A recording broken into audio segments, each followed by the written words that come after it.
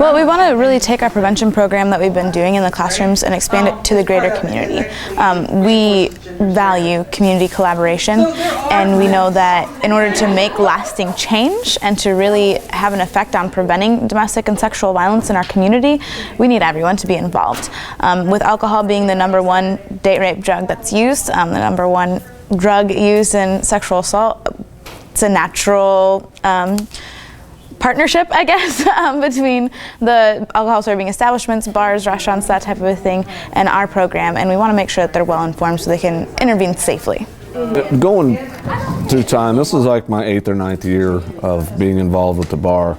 And even though I've learned a lot through time, this reestablishes things, you forget things, points out vital things to how to handle situations that can come up daily in a bar scenarios.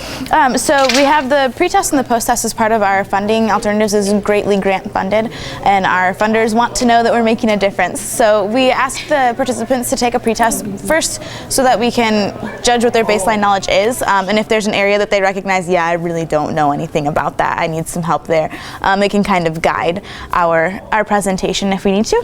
And then the post-test is for us to measure how effective our training was, so that we can see, you know, did they gain some knowledge while they were participating with us, and hopefully everyone scores 100% on the post-test, and we've covered all of those areas for them.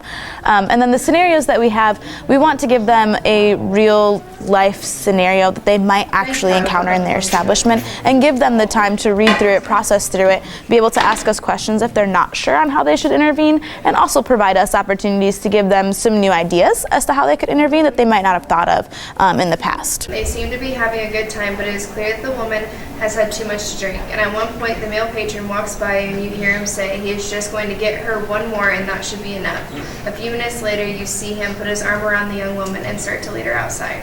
What is your next step? So what would you do? If I was directly get involved, but not like inappropriately, just check them out, have a good positive conversation with them, see where they are, see where they stand.